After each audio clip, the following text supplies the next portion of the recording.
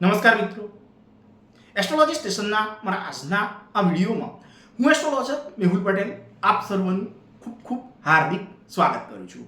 Astrology સ્ટેશનના મારા આજના આ વિડીયોમાં આપણે વાત કરી રહ્યા છીએ મેષ જન્મ લગ્નની જન્મ કુંડલીમાં ચતુર્થ ભાવમાં જો મંગળ હોય તો એનું કેવું યા તો શું ફળ મળે એ બાબત. તો તમારી જન્મ કુંડલીમાં જ્યાં લગ્ન યા તો જન્મ લગ્ન એવું લખેલું છે ત્યાં જો એક લખેલું છે તો તમારી જે જન્મ કુંડલી છે એ મેષ જન્મ લગ્નની જન્મ કુંડલી છે એવું તમારે સમજવાનું છે. હવે તમારી આ એક અર્થાત મેષ જન્મ લગ્નની આ જન્મ કુંડલીમાં ચોથા ભાવમાં યા તો ચતુર્થ ભાવમાં કે કેન્દ્ર સ્થાનમાં અર્થાત જ્યાં માતા, મનની ઈચ્છાઓ, મકાન અને ભૂમિ સંબંધિત બાબત યા સ્થાવર જંગમ મિલકત સંબંધિત બાબત અને ડિગ્રી સંબંધિત પરીક્ષાઓ સાથે સંબંધિત બાબત એ જ્યાં જોવાય છે ત્યાં પોતાની નીચ રાશિ 4 અર્થાત કર્ક રાશિ એ જ્યાં આવે છે ત્યાં મંગળ નામનો ગ્રહ એ જો રહેલો છે તો આ બાબતને સારી રીતે સમજવા હેતુ આ ગ્રહ સ્થિતિ દર્શક કોષ્ટક જે છે એને જો જોઈએ તો આ મંગળ એ આ 4 અર્થાત કર્ક રાશિમાં રહી અને પોતાની નીચની સ્થિતિને ભોગવે છે એવું દર્શાવે છે. તથા સાથે જ પોતાના મિત્ર ગ્રહ ચંદ્રની રાશિ 4 અર્થાત કર્ક રાશિ એ જ્યાં આવે છે ત્યાં જો રહેલો છે તો આ બાબતને સારી રીતે સમજવા હેતુ આ ગ્રહ મૈત્રી ચક્ર જે છે એને જો જોઈએ તો આ મંગળ અને ચંદ્ર એ એકબીજાના મિત્ર છે એવું દર્શાવે છે. અને એટલે જ 8મા ભાવના અર્થાત તમારી જન્મ કુંડલીમાં જ્યાં 8 લખ્યું છે એ ભાવના સ્વામી તરીકે અર્થાત 8 અર્થાત વૃશ્ચિક રાશિ એ જ્યાં આવે છે એ ભાવના સ્વામી તરીકે દોષના કારણે તમને તમારી માતાથી મળનાર યા પ્રાપ્ત થનાર સુખ સંબંધિત બાબત એમાં હાનિ યા નુકસાન એ તમને પ્રાપ્ત કરાવશે. તથા સાથે જ જમીન, મકાન યા ઘર અને સ્થાવર મિલકત એના સંબંધિત બાબત અને સર્વ પ્રકારના સુખની બાબત એમાં પણ મોટી ખામી કે ત્રુટિ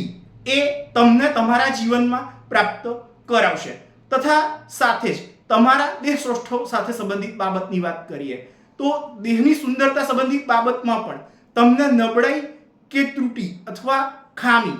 એ પ્રાપ્ત કરાવશે. સાથે જ તમારા જીવનની દૈનિક દિનચર્યા અને તમારા આયુષ્ય સંબંધિત બાબતની વાત કરીએ તો એમાં પણ ક્યાંક ક્યાંક અશાંતિ એ તમને પ્રાપ્ત કરાવશે. સાથે જ પુરાતત્વ અથવા ભૂતકાળ સંબંધિત બાબત એની જો વાત કરીએ અથવા એનાથી પ્રાપ્ત થનાર અનુભવ આધારિત બાબતની જો વાત કરીએ તો એમાં એ તમને નબળાઈ યા નિર્બળતા પ્રાપ્ત કરાવશે. આ મંગળ એ પોતાની ચોથી દ્રષ્ટિથી જીવનમાં પત્ની યા સ્ત્રીનું સુખ તથા સાથે જ રોજગાર અને જાહેર જીવન સંબંધિત બાબત એ જ્યાં જોવાય છે ત્યાં પોતાના સામાન્ય શત્રુગ્રહ શુક્રની રાશિ 7 અર્થાત તુલા રાશિ એ જ્યાં આવે છે ત્યાં પોતે દ્રષ્ટિ કરતો હોવાના કારણે આ બાબતને જો સારી રીતે સમજવી હોય તો આ બાબતને સારી રીતે સમજવા હેતુ ફરીથી એકવાર આ ગ્રહ મૈત્રી ચક્ર જે છે એને જો જોઈએ તો આ ગ્રહ મૈત્રી ચક્રમાં આ મંગળ અને શુક્ર એ એકબીજાના સામાન્ય શત્રુ છે અને એટલે જ એ તમને તમારી સ્ત્રી યા પત્ની સાથેના સંબંધોમાં ક્લેશયુક્ત વાતાવરણની હર હંમેશ પ્રાપ્તિ કરાવશે. તથા સાથે જ રોજીરોટી કમાવાની હેતુના બાબતમાં અડચણો, દિક્કતો યા પરેશાનીઓ એવી બાબત વેઠી અને સારી શક્તિ યા ક્ષમતા પ્રાપ્ત કરાવશે. તથા સાથે જ જાહેર જીવનને લગતી બાબતમાં લોકપ્રિયતા મેળવવામાં પણ તમે અડચણો યા દિક્કતોનો વારંવાર અનુભવ એ કરાવશે. આ મંગળ એ પોતાની 7મી પૂર્ણ દ્રષ્ટિથી પોતાની ઉચ્ચની રાશિ 10 અર્થાત મકર રાશિ એ જ્યાં આવે છે ત્યાં પોતાના સામાન્ય શત્રુગ્રહ શનિની રાશિ 10 અર્થાત મકર રાશિ એ જ્યાં આવે છે ત્યાં પોતે દ્રષ્ટિ કરતો હોવાના કારણે આ બાબતને જાણવા હેતુ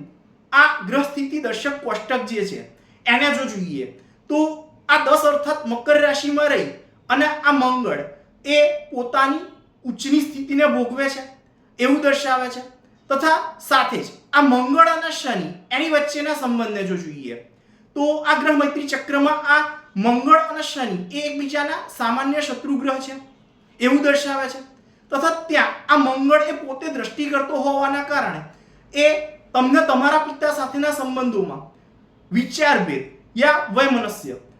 એવી બાબત રહેવા છતાં રાજ સમાજમાં સારી એવી ગતિ યા પ્રગતિ એ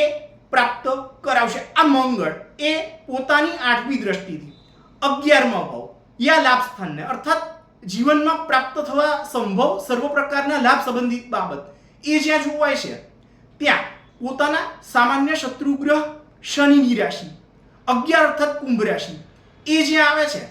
ત્યાં પોતે દ્રષ્ટિ કરતો હોવાના કારણે આ બાબતને જો સારી રીતે સમજવી હોય તો આ બાબતને સારી રીતે સમજવા હેતુ હજુ ફરીથી એકવાર આ ગ્રહ મૈત્રી ચક્ર જે છે એને જો જોઈએ તો આ મંગળ અને શનિ એ એકબીજાના સામાન્ય શત્રુ છે એવું દર્શાવે છે અને એટલે જ આજીવિકા સાથે સંબંધિત બાબતનો લાભ પ્રાપ્ત થવા યા મેળવવાની બાબતમાં સખત યા ભારે મહેનત કરાવી અને યત્ન કે પ્રયત્નપૂર્વકનો લાભ એ તમને તમારા જીવનમાં પ્રાપ્ત કરાવશે. આવું ભૃગુ સંહિતા નામના એમના ગ્રંથમાં ભૃગુ ઋષિએ વર્ણન કરેલું છે. તો મિત્રો આ તો હતો મારો આજનો આ વિડીયો તમને કેવો લાગ્યો એ મને અવશ્યથી જ લખી અને જણાવજો તથા સાથે જ મારા આવા જ અન્ય માહિતીસભર વિડીયોને જોવા માટે મારી આ ચેનલને સબસ્ક્રાઇબ અવશ્યથી જ કરજો તથા વધુમાં વધુ સબસ્ક્રાઇબ પણ અવશ્યથી જ કરાવજો. નમસ્તે.